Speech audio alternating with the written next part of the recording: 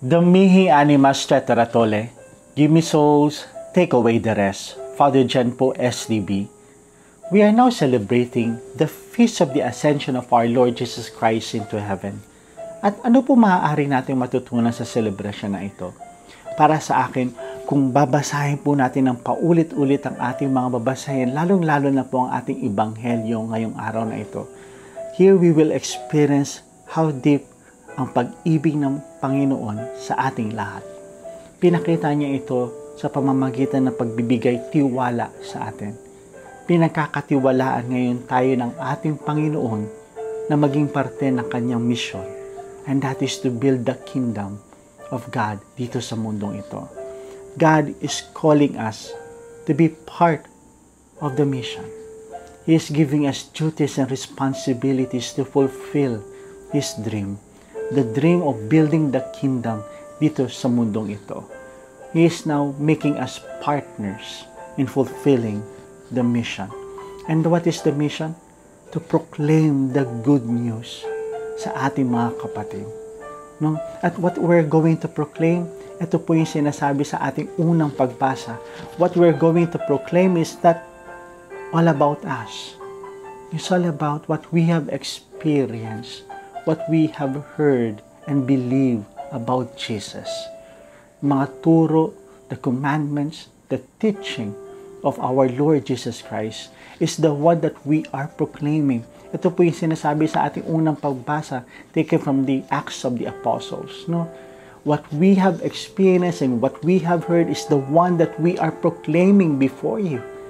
So napakahalaga po mga kapatid na meron tayong kaalaman at meron tayong experience sa ating Panginoon, because these things are the one that we're going to proclaim.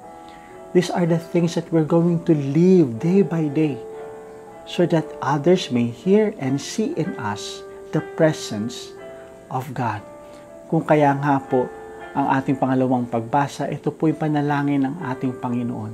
Hari nawa, siya'y nananahan sa ating mga puso, na ang Espiritu Santo ang magbubukas ng ating puso't mga mata at isipan to see the glorious things that God is granting us each day of our life. No, the Spirit will allow us to see kung gaano katindi ang grasyang ibinubuhos sa atin ng ating Panginoon. Yes, ang daming hirap, pagsubok sa buhay na ito, pero kinakaya natin simply because of the graces that God is granting us each day of our life. And if we open our eyes and our hearts and our minds about this, we will realize the love of God. And that realization is the one that we're going to proclaim to our brothers and sisters. Kung kaya nga po, ito po ang ating ebanghelyo taken from the Gospel of Mark, chapter 16, verse 15 to 20. Go and preach the good news. You will preach what you have heard, what you have seen, what you have experienced about God. And by proclaiming it by words and actions, others will follow your examples. Others will also accept the faith that you are believing. And that is what the Lord is calling us.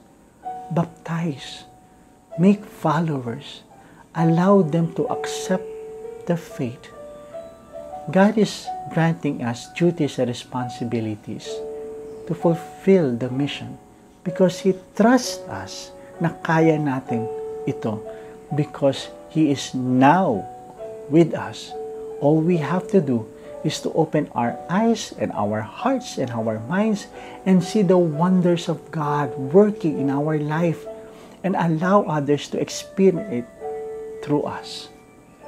This feast of the ascension of our Lord Jesus Christ into heaven is reminding us, hindi niya tayo iniwan. Ngunit pinagkatiwalaan niya tayo sapagkat alam niya, kaya natin, sapagkat kapiling natin siya sa mga sandaling ito.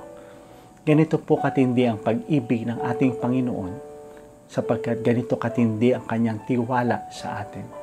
Now the question is, will you accept to open your eyes, your heart, and your mind, and allow the Holy Spirit to transform you and burn you about all these wonderful things that God has shared to you, so that others may see in you, hear in you, and experience in you the presence of God. And together, we will build the church. And through the church, we will build the kingdom of God dito sa mundong ito. So once again, my dear friends, my dear brothers and sisters, God is entrusting us the mission. Let us fulfill it. Let us live it with love and trust that God is with us. So once again, my dear friends, God bless us all.